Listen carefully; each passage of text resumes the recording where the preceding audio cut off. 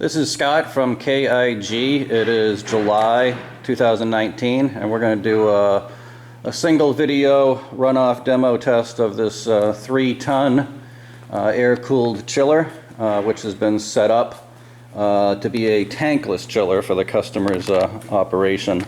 So in this case here, this insulated tank you see here is actually bypassed. So the inlet to the pump, or the inlet to the chiller, the unit's going to ship out just with this fitting here, and so the customer is going to tie into this NPT threaded fitting. We're testing it with a relatively small tank here, but the customer is going to have a much larger tank. This being a centrifugal non-priming pump, the customer's inlet to the pump and the hose that goes to the customer's tank all should be at a low level, several inches off the ground.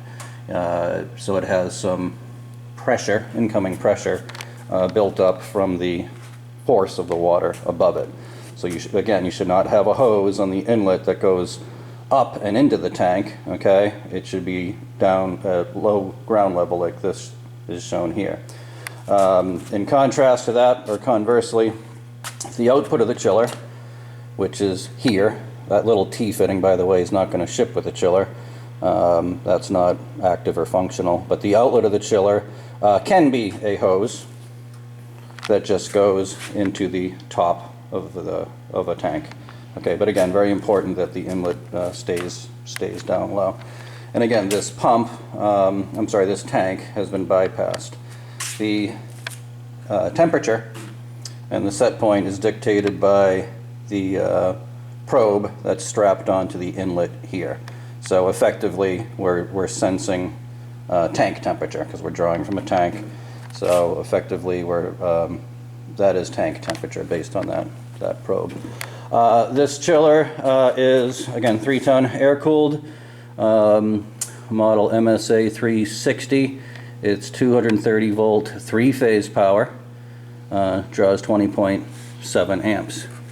The unit does have a phase monitor here, and you can see the green light. If it's red, when you first start the unit up and connect it, okay, if it's red, then turn the power, disconnect all power, and change any of the 2 incoming power leads. The incoming power goes to this terminal block right here. Okay, so we're just going to turn the chiller on, just a simple on-off button here. And our pump is pumping. Never turn that chiller on unless you know you have water coming into the pump. Okay. This is our primary contactor, and this is our overload for the pump. It's preset, but that is a reset here if something were to happen. That's just the test button. Okay,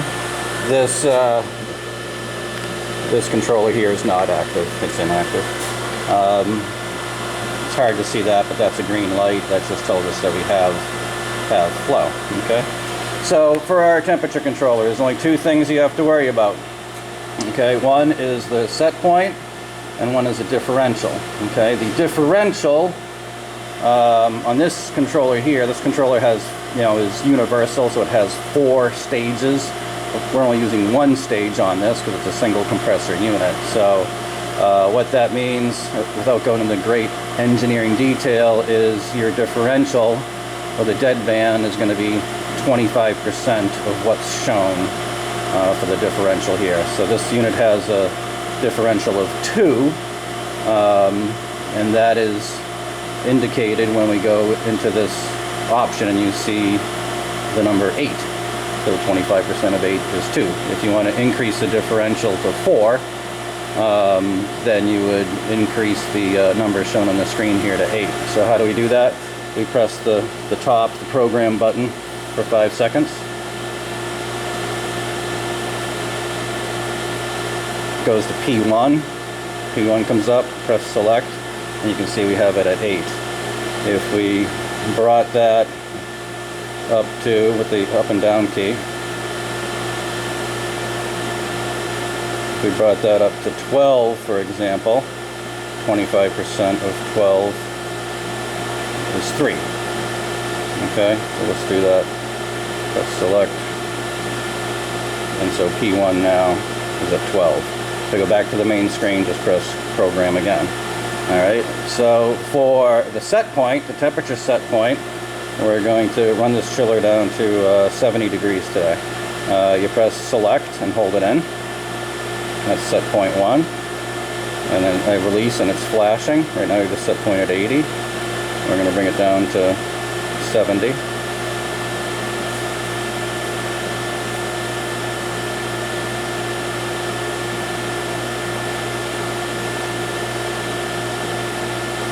Press select again, and we're chilling.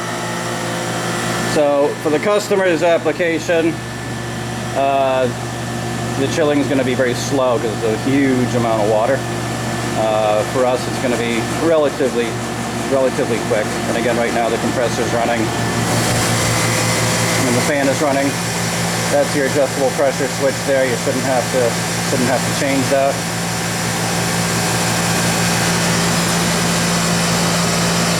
Down here you have your hot gas, which is inactive for such a large volume of water. Your flow switch, refrigerant piping, everything's all preset. This should be plug and play for this customer.